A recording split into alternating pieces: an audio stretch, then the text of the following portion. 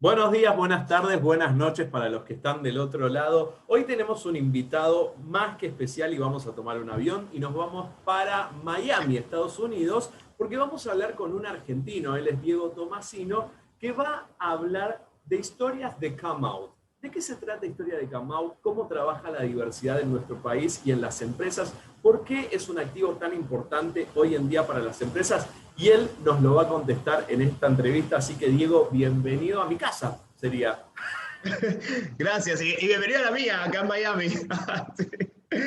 Adelante, Mauro, ¿cómo va todo? Muy bien, Diego. Bueno, preguntarte cómo surge este libro que escribís vos de historias de Come Out, ¿no? ¿Qué pasa con la diversidad? Para los que no saben inglés, Come Out es un término como salir del closet, ¿verdad? Básicamente, salir del closet, salir del armario, del ropero, llamás como quieras, es justamente ese proceso de autoconocimiento y de aceptarse a uno mismo, a una misma, como parte de la comunidad LGBT principalmente. Y yo tuve mucha experiencia trabajando en empresas, mi background original es ser contador, y nada, quería ver un poco este tema de cómo las empresas tratan la diversidad, ¿no? Sobre todo por mi experiencia personal, que fue interesante, que ahora te la voy a contar. Pero el tema es justamente que muchas veces las personas se ocultan en las empresas, porque tienen miedo de perder el trabajo, de que lo discriminen, de no poder contar su verdad. Y este libro empezó a surgir en mi cabeza hace como 3 años, y nunca encontré el tiempo para hacerlo, ¿no? Si bien había empezado un blog y eso, y bueno, llegó la pandemia y dijimos, bueno, vamos a sacarle provecho a estos sábados encerrado. Y así surgió, empezar a poner un poco esas ideas en papel y mi historia, ¿no? O sea, primero fue un tema de buscar mucha información, porque en español hay muy poco. O sea, hay muy poco de temas de diversidad e inclusión en Latinoamérica. Y entonces primero fue mucha investigación en cómo están llevando estos temas en Europa, en Estados Unidos, y como siempre digo, tropicalizar un poco esas políticas y esas enseñanzas, ¿no? Que se convirtieron en el libro. Bien, Diego, y con esto que vos decís de tropicalizar esas enseñanzas que estaban alrededor del mundo y que quizás muy poco sucedía en Latinoamérica, o más específicamente vamos a la Argentina, ¿no? Eh, ¿Qué pasa con la diversidad en las empresas argentinas? Bueno, es interesante porque, mira, yo creo que Argentina es un oasis en Latinoamérica. O sea, yo me fui a Argentina en el 2010 y viví 9 años en Panamá, lo que me llevó a trabajar con muchos países en, bueno, Latinoamérica, en Centroamérica, y ahí se vive una realidad completamente distinta. Argentina, hoy por hoy, es pionera en temas de derechos LGBT, ¿no? Matrimonio igualitario, ley de identidad de género, la ley de Diana Zacayán. Eh, pero cuando te vas a otros países o cruzás la frontera, te vas 10 minutos en avión a cualquier lado, te das cuenta que la realidad es otra. Sobre todo en lugares donde no solo el matrimonio no está aceptado, sino donde ni siquiera hay leyes que protegen en contra de la discriminación, ¿no? Te pueden echar arbitrariamente por salir de closet o porque no te gusta cómo te moves o cómo mostrás cómo expresás tu identidad, ¿no? Entonces, Argentina yo creo que está muy bien posicionada a nivel, es más, es un ejemplo en muchas cosas. Eh, y creo que de ahí también hay que tomar cosas positivas. Lo que digo es generalmente cuando tropicalizo las políticas, es lo que me ha pasado, por ejemplo, es multinacionales, que vos entras a su página web o investigas un poco más en Estados Unidos o en Europa, y como que hablan súper, ¿no? De inclusión, de LGBT, de otras minorías, pero de repente estás en esa multinacional, en esa misma multinacional en Colombia, Panamá, Honduras, y es como si esas políticas que tienen internacional no existieran.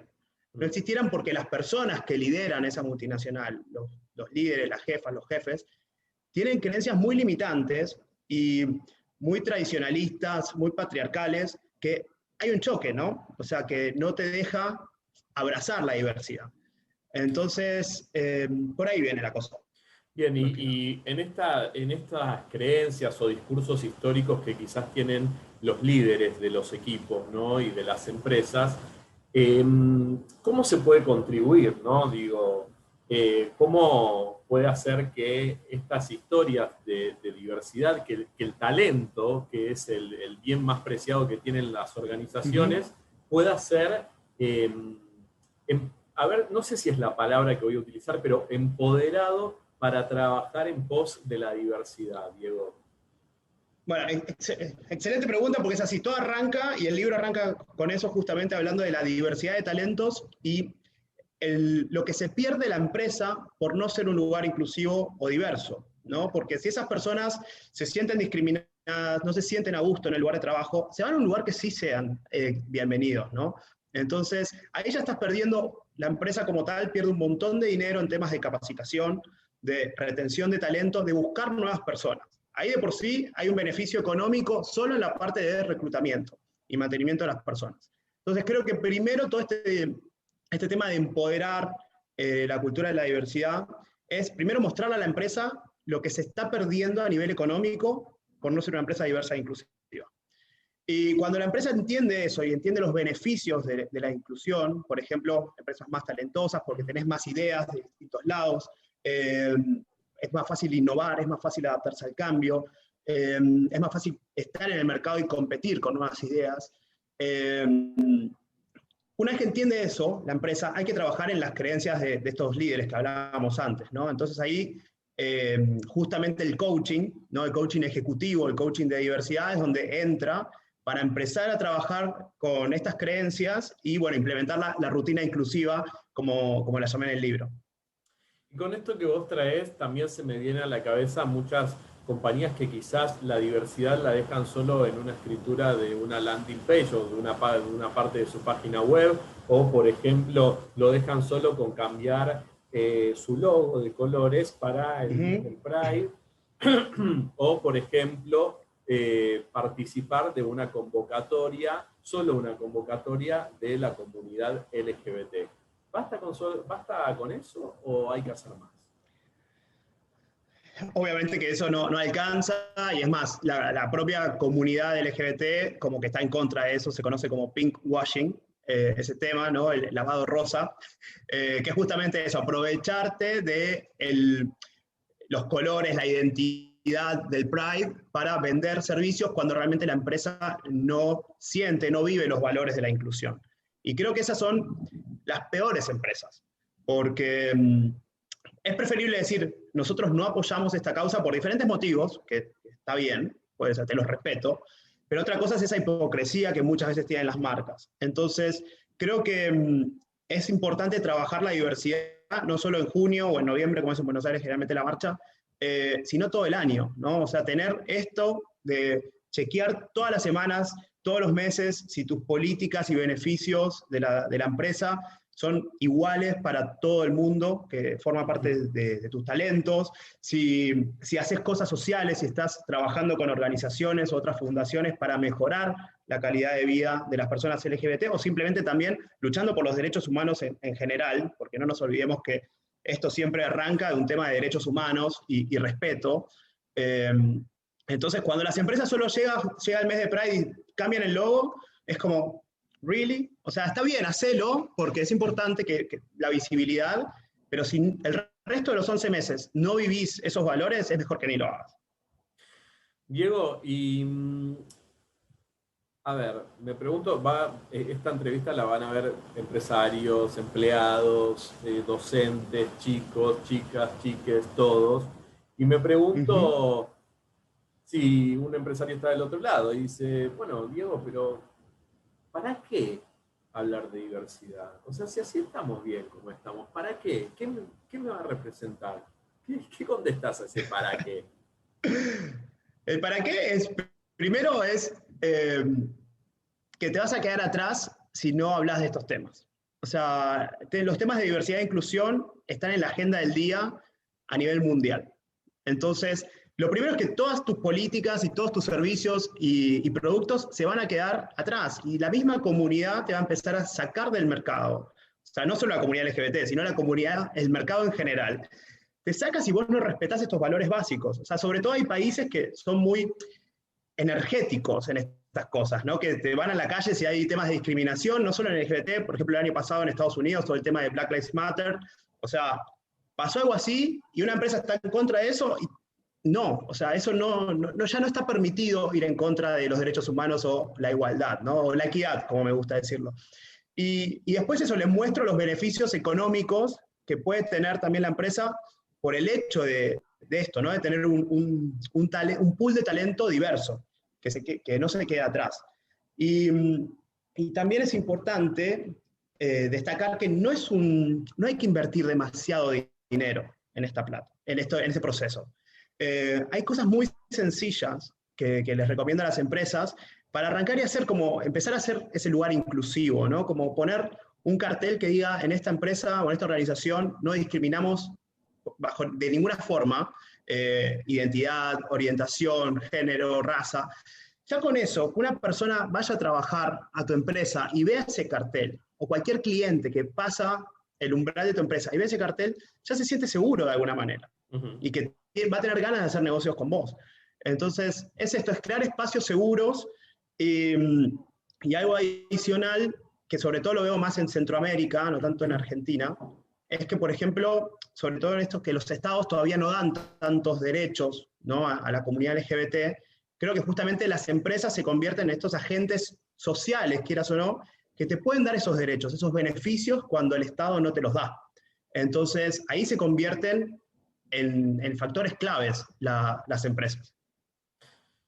Qué buena respuesta, un para qué, ¿no? Ahí digo, Sí, importante me es fui un porque poco. no, claro, digo, las empresas quieren generar obviamente dinero, pero digo, si teniendo en cuenta con el generar valor extra a través de la diversidad y generar su actividad económica respetando las diversidades, las discapacidades, el género, también hablando de ecología, ¿no? Y un montón de cosas que también hacen a la diversidad, entiendo que puede ser mucho más rentables y aún competitivas, más allá del público en particular. Es como decir, nosotros respetamos a todos los que interactúan, a todos los públicos que interactúan con nuestra organización. También algo importante es que, digamos, las minorías hoy son las nuevas mayorías.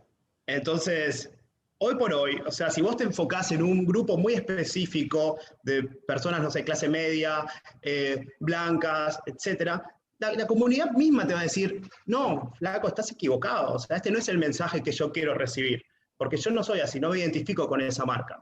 Entonces también hay que acordarse de eso, que hoy por hoy justamente las minorías somos más.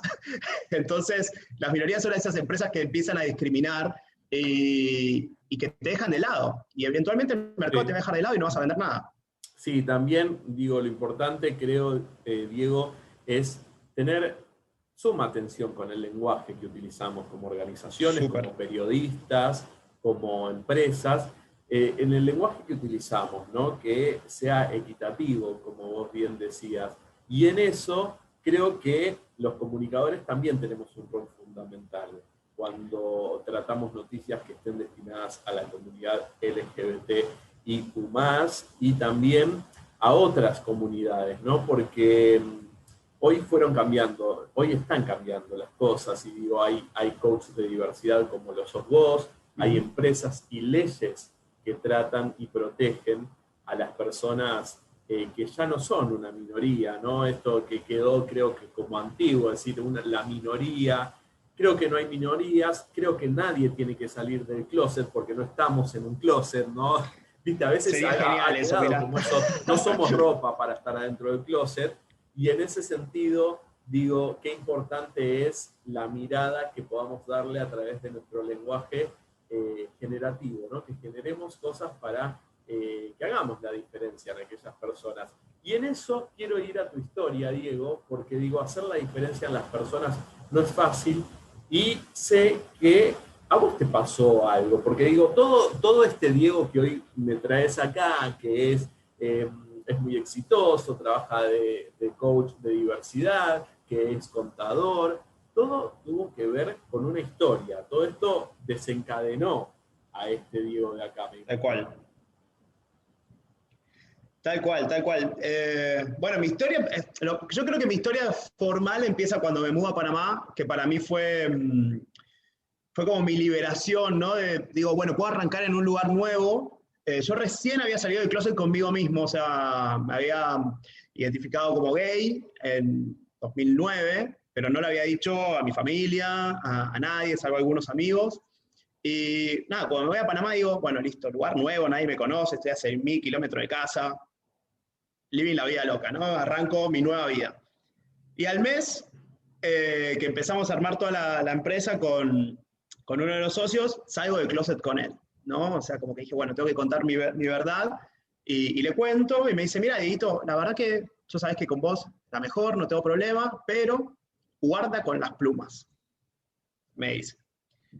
Porque Panamá es un lugar chico, que acá se habla mucho, y bueno, entonces como que no lo hizo con intención, pero quieras o no, como vos decís, el lenguaje, eh, esa frase a mí me hizo demasiada presión, porque dije, a ver si por ser yo, por ser auténtico, tiro todo este proyecto de abrir una sucursal en un país nuevo de una firma contable. Toda esa presión me la puse yo solo por esa frase. Y entonces ahí volví a entrar al closet. Ahí me acuerdo que me compré trajes, o sea, estaba todo el día con corbata, cuando hacía 50 grados a la sombra, pero era como que yo quería proyectar una imagen que yo no era, de súper formal, cuando las personas que me conocen saben que soy súper relajado con la vida, y nada, pero durante casi 1 año y medio, 2 años, como que volví a estar adentro del closet y tenía que escuchar conversaciones, obviamente homofóbicas, y no podía decir nada, no podía salir a defender a nadie, me tenía que aguantar comentarios terribles, tener reuniones en lugares que a uno, como decís, bueno, vamos, la típica, vamos a un cabaret. No quiero, o sea, no es un lugar donde yo me siento cómodo, pero bueno, eso pasa mucho en Latinoamérica. Y nada, iba con esa banderita así para abajo, con cabeza gacha, hasta que conocí a que hoy es mi marido, a Eric, y cuando nos casamos en Argentina en el 2015, dije, acá ya está. O sea, estalló todo Facebook en su momento, vuelvo a Panamá y toda la gente, no, vamos, qué genial todo esto. Y yo, los clientes, ¿qué van a decir, no? Y ahí empecé como a recibir buenas cosas de los clientes. Ay, no sabía, pero te apoyo, sos una excelente persona. Pero como que todo el tiempo sentía que me estaban juzgando la gente un poquito, y como que, bueno, sos gay, pero igual te quiero, ¿no? Entonces, y estás haciendo un buen trabajo.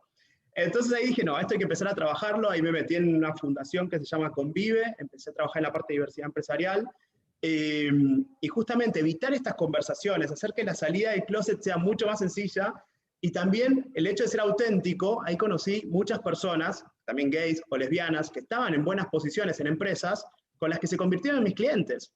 Entonces, y de repente, tuve una cantidad de nuevos clientes, justamente por el hecho de ser auténtico. Y con esa palabra creo que ahí fue formando un poco la idea del libro, la idea de cómo yo me quiero mostrar, porque justamente es eso, ¿no? Es el hecho de, cuando uno puede ser quien realmente es cuando mejor te va. Y puede haber haters y todo el mundo, y no es un proceso fácil. Yo siempre decía, para mí fueron 2 años de estar de vuelta en el closet a nivel profesional, y es terrible, ¿no? Entonces no quiero, o no es que no quiero que otras personas pasen por lo mismo, pero al menos hacérselo más sencillo. Y para eso es que las empresas empiecen a dar de su parte, ¿no? Entonces ahí es donde entra el libro, donde entra Come Out.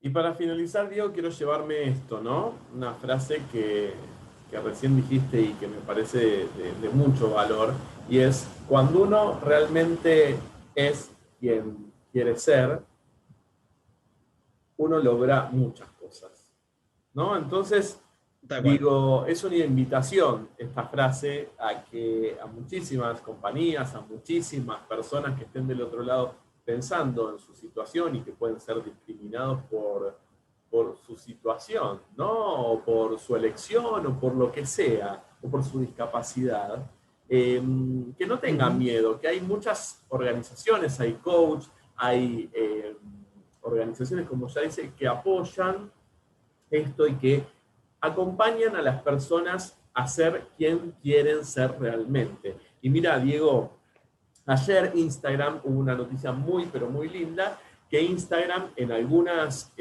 partes del mundo ya incorporó lo que serían los prefijos.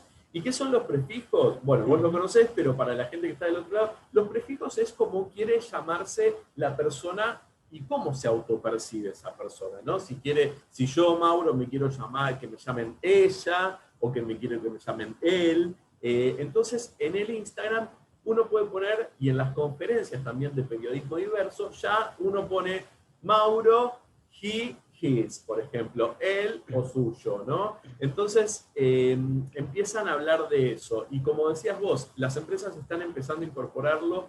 Solo este detalle, digo, ¿no? Porque es un detalle, pero que también es un granito de arena. No, pero no es un detalle menor, no es un detalle menor. Cuando me mudé acá a Estados Unidos, en casi todas las reuniones así donde hay mucha gente, ya sea por Zoom o presencial, cuando te presentás, es tu nombre y tu pronombre, cómo querés que te digan. O sea, y eso es, me parece súper, súper lindo porque también hay muchos estereotipos, ¿no? Que tenemos. Quizás yo te veo así y te digo él, ¿no? Y quizás me decís, no, a ver, yo me identifico como mujer, soy she o ella. Y está perfecto crear eso que son 5 segundos, que te agrega una reunión y te agrega valor porque estás incorporando realmente a esa persona y a la identidad de esa persona a esa reunión, sin prejuzgar, sin tener estereotipos en tu cabeza, sin tener sesgos. Así que me parece genial lo que está haciendo Instagram todavía para eso. Bueno, Diego, un placer hablar con vos. Realmente es muy lindo. Esto daría para hablar muchísimo más tiempo, pero me parece que se empieza a hablar en los medios de comunicación, como en Diario 26, y que decidimos que es un valor agregado y es algo importante. Creo que es algo que es meritorio que empecemos a hablar de esto. Y gracias por tu tiempo, Diego. No, gracias a vos, Mauro. Nos vemos pronto. Hasta luego.